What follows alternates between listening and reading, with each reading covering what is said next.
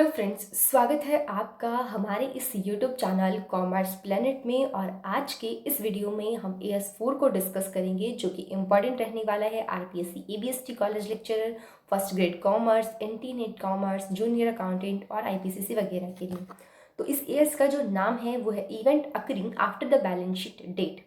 यहाँ हम ओवरव्यू दे देते हैं कि टॉपिक में हम क्या क्या डिस्कस करने वाले हैं। इस टॉपिक में हम मीनिंग देखेंगे, किस टाइप के इवेंट होते हैं, उनका ट्रीटमेंट क्या होने वाला है, एग्जाम्पल क्या है इस तरह के इवेंट के, और कुछ स्पेशल केसेस। बिना टाइम वेस्ट किए हम एक एक चीज़ को डिस्कस करते हैं। सबसे पहले मीनिंग पे चलते हैं। Any event that occur after the balance sheet date before the date when financial statement are approved. यानी कि जब फाइनेंशियल स्टेटमेंट आपके बोर्ड ऑफ डायरेक्टर अप्रूव करे और आपकी बैलेंस शीट डेट क्लोज होने के बाद इन दोनों के इन बिटवीन जो पीरियड है, यहाँ कोई भी अगर इवेंट अकर होता है तो आपका उसको कैसे ट्रीट करना है, यहाँ इस AS4 में बात करने वाले हैं।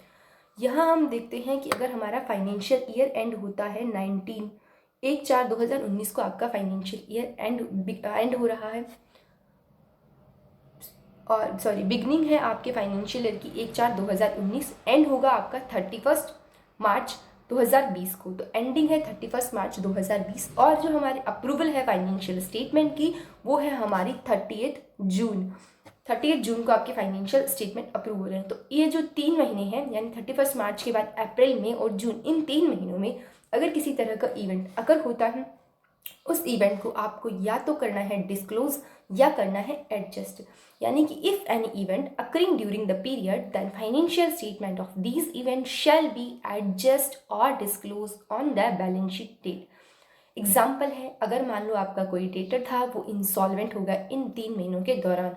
आप जब बैलेंस शीट डेट पे उसको लिख रहे थे, अभी आपको कहीं ना कहीं ये आइडिया था कि हो सकता है डेटर की जो पोजीशन है वो ख़राब है, कंडीशन उसकी, तो वो कभी भी इंसॉल्वेंट हो सकता है। लेकिन तब तक उसे इंसॉल्वेंट डिक्लेयर नहीं किया गया था, इस वजह से आपने रिकॉग्नाइज उसे नहीं किया, एडजस्ट नहीं किया, एंट्री नहीं की, तो यहाँ उसको यहाँ क्या कर दिया जाएगा, एडजस्ट किया जाएगा। अगला है रिडक्शन हो गया किसी तरह के इन्वेस्टमेंट में, आपने कोई शेयर्स वगैरह में पैसे लगा रखे थे, उस शेयर्स की वैल्यू अब रिड्यूस हो गई है, तो यहाँ उसका एडजस्टमेंट होना है। और या कोई फायर वगैरह अकर हो गई है आपकी प्रेमाइस में, तो ये एक जो है रिस्क की अनसर्टेनिटी वाला इवेंट है, या पहले रिकग्नाइज ही नहीं कर सकते थे, तो यहाँ केवल इस फैक्ट को आपको डिस्क्लोज करना है, यहाँ उसका एडजस्टमेंट बाद में किया जाएगा। दूसरा हमारा टॉपिक जो है वो है टाइप्स ऑफ इवेंट। तो यहाँ 2 तरह के इवेंट होते हैं, एक होता है एडजस्टमेंट इवेंट और एक होता है नॉन एडजस्टेड इवेंट।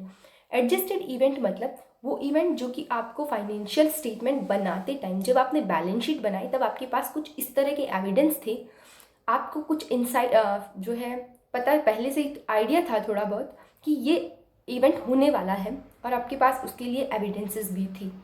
तब आप ऐसे इवेंट के लिए क्या करेंगे, यहाँ आपको एंट्री पास करनी होगी, यानी occurring of that event confirms that condition occurred existing on balance sheet date. तो इसका आपको ट्रीटमेंट क्या होने वाला है, आपको उसके लिए एंट्री पास करनी होगी। और नॉन एडजस्टिंग इवेंट है, यानी वो कंडीशन जो कि एग्जिस्ट नहीं करती थी बैलेंस शीट डेट पे, इंस्टेड क्या हुआ, वो कंडीशन अब अराइज हुई after the balance sheet date. तो ये 2 टाइप के इवेंट होते हैं। तीसरा है इन इवेंट का हमें ट्रीटमेंट कैसे करना है। तो एडजस्टिंग इवेंट को हमें क्या करना है, एडजस्ट कर लेना है एसेट्स और लायबिलिटी के अकॉर्डिंग, या फिर सेकंड हमारा इम्पैक्ट क्या रहा है P&L पे, प्रॉफिट एंड लॉस अकाउंट के अकॉर्डिंग हमें उन्हें एडजस्ट करना होगा। एग्जाम्पल है हमारा, रिकग्नाइज कर लिया हमने किसी तरह के लॉस को, या हमें उसके लिए क्या बनाना है, प्रोविजन बना लेना है, लाइक डेटर्स वगैरह के लिए बुक्स ऑफ अकाउंट्स में। नॉन एडजस्टिंग इवेंट के लिए हमें केवल डिस्क्लोज करना है इस फैक्ट को, और वो भी कहाँ पे, नोट्स टू अकाउंट्स में। और अगला टॉपिक है हमारा एग्जाम्पल। तो इससे आपके जो है MCQ ड्राफ्ट हो सकते हैं कि एडजस्टमेंट इवेंट कौन से होते हैं और नॉन एडजस्टेड इवेंट कौन से होते हैं AS4 के अकॉर्डिंग। इंसॉल्वेंसी ऑफ डेटर, कि आपको आइडिया हो सकता है बैलेंस शीट डेट पे, तो आप इसे एडजस्ट करेंगे, एंट्री पास करेंगे। Litigation of settlement after the reporting date for event occurring before reporting date, यानी आप पे कोई कोर्ट केस चल रहा है, तो यहाँ आपके बैलेंस शीट डेट पे क्या था, आपके पास एविडेंस थी, बट उसका रिजल्ट तो इन 3 महीनों के दौरान आया है, तो अब उसका जो है वो आप एंट्री पास कर देंगे, एडजस्टमेंट कर देंगे इसके अकॉर्डिंग। तीसरा केस है हमारा डिटेक्शन ऑफ फ्रॉड और error after the reporting period. मान लो किसी तरह का फ्रॉड और एरर था, उसकी पहले हमें एक्चुअल अमाउंट क्या थी, फाइन नहीं थी, उसका एक्चुअल अमाउंट हम कैलकुलेट नहीं कर पा रहे थे बैलेंस शीट डेट पे, लेकिन एविडेंसेस थे। और इन 3 महीनों के दौरान वो केस क्या हो गया, कंप्लीट हो गया, हमें एरर और फ्रॉड की जो एक्चुअल अमाउंट है वो कैलकुलेट कर ली है, उसके अकॉर्डिंग यहाँ एडजस्टमेंट ट्रीटमेंट हो जाएगा। नॉन एडजस्टिंग इवेंट के 2 एग्जाम्पल हैं। पहला है reduction in value of investment. मान लीजिए मैंने किसी कंपनी के शेयर परचेज कर रखे थे, पहले उसकी वैल्यू हाई थी, लेकिन इन बिटवीन इन 3 महीनों के पीरियड में उनकी वैल्यू नीचे गिर गई है, तो मुझे उसके अकॉर्डिंग अपने इन्वेस्टमेंट को वैल्यूड कर लेना है। अगला केस है मेरा फायर अकर। अगर मेरे प्रेमाइस में किसी तरह की फायर अकर हो गई है तो ये नॉन एडजस्टिंग इवेंट है, बैलेंस शीट डेट पे अकर नहीं हो रखा था, अनसर्टेनिटी थी, ये एक नेचुरल इवेंट है जो कि अभी अकर हुआ है, तो इसके अकॉर्डिंग मुझे यहाँ एडजस्ट कर लेना है। और अब बात करते हैं हम स्पेशल केसेस की। 2 केसेस है। पहला केस है हमारा गोइंग कंसर्न, जिसे आप एक्सेप्शन भी बोल सकते हैं AS4 का, यानी कि affected due to occurrence of non existing event. ये है तो एक नॉन एग्जिस्टिंग इवेंट, बट यहाँ आपको क्या करना पड़ेगा, उसे डिस्क्लोज करने के साथ साथ उसका एडजस्टमेंट भी करना पड़ेगा, क्योंकि अब आपकी बिजनेस की कंडीशन ऐसी हो चुकी है कि अब वो गोइंग कंसर्न के असम्पशन को फॉलो नहीं करने वाला है, इन फ्यूचर आपका बिजनेस बंद होने वाला है। तो यहाँ आपके अपनी एसेट्स और लाइबिलिटी को रियलाइज और सेटलमेंट वैल्यू, एसेट्स के केस में हम क्या बोलते हैं इसे रियलाइजेबल वैल्यू, और लाइबिलिटी के केस में हम बोलते हैं सेटलमेंट वैल्यू। तो इसके अकॉर्डिंग आपको अपनी एसेट्स और लाइबिलिटी को एडजस्ट करके रियलाइजेबल और सेटलमेंट वैल्यू पे क्या करना होगा, शो करना होगा।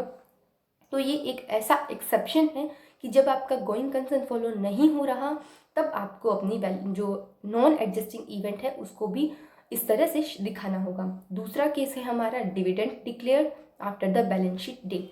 बैलेंस शीट डेट पे जो मैंने डिविडेंड डिक्लेयर किया, ये हमने प्रीवियस जो एयर्स डिस्कस की उसमें भी मैंने बात की कि ये कंटिंजेंट लाइबिलिटी है इस साल के लिए, जब मेरा फाइनेंशियल ईयर क्लोज हो रहा है। नेक्स्ट ईयर जब मैं उसको पे करूँगी तब वो क्या होगा, मेरी एक्चुअल करंट लाइबिलिटी होगी। तो इस साल के लिए मुझे केवल यहाँ डिस्क्लोज करना है, एडजस्टमेंट नहीं करना है। नेक्स्ट ईयर उसको क्या किया जाएगा, एडजस्ट किया जाएगा। मान लीजिए मैंने डिक्लेयर तो कर दिया इस साल, यानी कि 31 मार्च 2020 से पहले, लेकिन उसका पेमेंट कब होगा, 21 में होने वाला है, आफ्टर द 1 अप्रैल 2021। तो इसलिए इस साल के लिए वो मेरे लिए कंटीजेंट है, नेक्स्ट ईयर वो मेरे लिए करंट लाइबिलिटी हो जाएगी। तो आई होप सो इस AS4 के रिगार्डिंग आपको काफ़ी अच्छी अंडरस्टैंडिंग मिली होगी। आपने कुछ भी इस वीडियो में नया सीखा हो तो प्लीज़ इस वीडियो को लाइक कीजिए और शेयर कीजिए, चैनल को सब्सक्राइब करना बिल्कुल ना भूलिए।